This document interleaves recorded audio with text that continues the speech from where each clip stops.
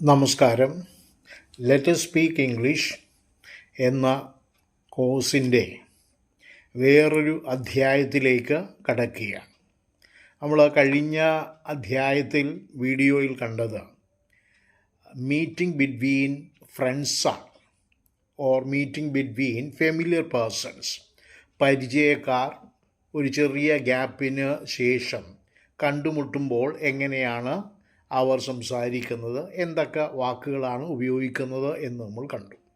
ഇന്ന് ഞാൻ പറയാൻ പോകുന്നത് മീറ്റിംഗ് ബിറ്റ്വീൻ സ്ട്രേഞ്ചേഴ്സ്, അപരിചിതരായ വ്യക്തികളെ കണ്ട് നമുക്ക് സംസാരിക്കേണ്ട സാഹചര്യങ്ങൾ ജീവിതത്തിലുണ്ടാകാം. നിങ്ങൾ ഔട്ട് ഓഫ് ഡിസ്ട്രിക്റ്റോ ഔട്ട് ഓഫ് സ്റ്റേറ്റോ ഒക്കെ പോകുമ്പോൾ പലരെയും അവിടെ വച്ച് മീറ്റ് ചെയ്യേണ്ടതായിട്ടും അവരിൽ നിന്ന് ചില ഇൻഫർമേഷൻ നിങ്ങൾക്ക് സ്വീകരിക്കേണ്ടതായിട്ടും വരും. അങ്ങനെ ഒരു അപരിചിതനായ വ്യക്തിയെ ആദ്യമായി കണ്ട് പരിചയപ്പെടാൻ ശ്രമിക്കുന്നത് എങ്ങനെ? അപ്പോൾ നമുക്കവിടെ ഹൗ ആർ യു എന്ന പദം ഉപയോഗിക്കാൻ കഴിയില്ല എന്നാദ്യം നിങ്ങൾ മനസ്സിലാക്കണം. എന്തുകൊണ്ട് കഴിയുന്നില്ല എന്ന് ഞാൻ പറയാം. ഹൗ ആർ യുവിൻ്റെ അർത്ഥം എന്താ? സുഖമാണോ എന്നാണ്. ഒട്ടും പരിചയമില്ലാത്ത, കണ്ടിട്ടില്ലാത്ത ഒരാളിനോട് നമുക്ക് ഹൗ ആർ യു എന്ന പദം എന്ന വാക്ക് ഉപയോഗിക്കാൻ സാധിക്കില്ല. ഇംഗ്ലീഷിൽ ഈ സ്ട്രേഞ്ചേഴ്സ് തമ്മിൽ മീറ്റ് ചെയ്യുമ്പോൾ ഉപയോഗിക്കാനായിട്ട് ഒരു പ്രത്യേക സെൻറ്റൻസ് ഡിസൈൻ ചെയ്തു വച്ചിട്ടുണ്ട്. ഞാൻ നിങ്ങൾക്കത് പറഞ്ഞു തരാൻ പോവുകയാണ്. അപ്പോൾ ഒരു കാര്യം ഓർക്കുക, സ്ട്രേഞ്ചേഴ്സിൻ്റെ മുന്നിൽ നമുക്ക് ഹൗ ആർ യു എന്ന പദം എന്ന വാക്യം ഉപയോഗിക്കാൻ സാധിക്കില്ല.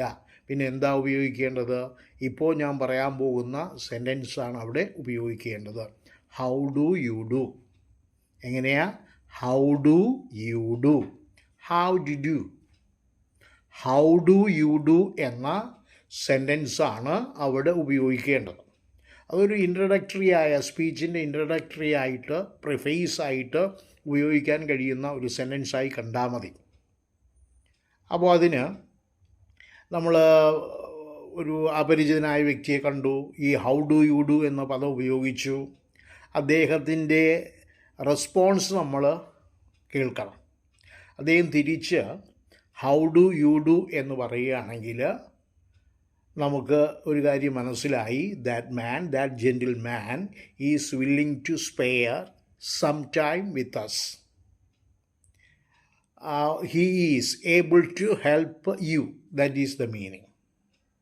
എങ്കിലെന്ത് ചെയ്യാം? നമുക്ക് നമ്മുടെ കോൺവെർസേഷൻ ആരംഭിക്കാം. വേറെ ചില ആളുകൾ കാണാം, നിങ്ങൾ ഹൗ ഡു യു ഡു എന്ന് പറഞ്ഞു, ആ വ്യക്തി റെസ്പോണ്ട് ചെയ്യാതെ പോവുകയാണ്. Suppose you are not getting any response from that man, please let him go. Don't disturb him. Don't run after him. Don't disturb him. Let him go. Please wait for another man to come. എന്താ how do you do എന്ന് നിങ്ങൾ പറഞ്ഞിട്ട് ആ അപരിചിതനായ വ്യക്തി നിങ്ങളോട് how do you do പറയുന്നില്ല എങ്കിൽ അതിൻ്റെ അർത്ഥം ആ മനുഷ്യൻ വളരെ വളരെ വളരെ തിരക്കുണ്ട്. നിങ്ങളെ സഹായിക്കാനായിട്ട് അദ്ദേഹത്തിന് കഴിയില്ല. അതുകൊണ്ടാണ് അദ്ദേഹം റെസ്പോണ്ട് ചെയ്യാതെ പോകുന്നത്. നമ്മളെ സഹായിക്കാൻ കഴിയുന്ന ഒരാളാണെങ്കിൽ നമ്മൾ ഉപയോഗിച്ച അതേ വാചകം തന്നെ തിരിച്ചും പറയും. അപ്പോൾ അതിൻ്റെ മറുപടിയായിട്ട് പറയാനും മനസ്സിലായല്ലോ, ഹൗ ഡു യു ഡു. അത് റെസ്പോണ്ട് ചെയ്യുന്നത് എങ്ങനെയാണ്? ഹൗ ഡു യു ഡു എന്ന് തന്നെയാണ്.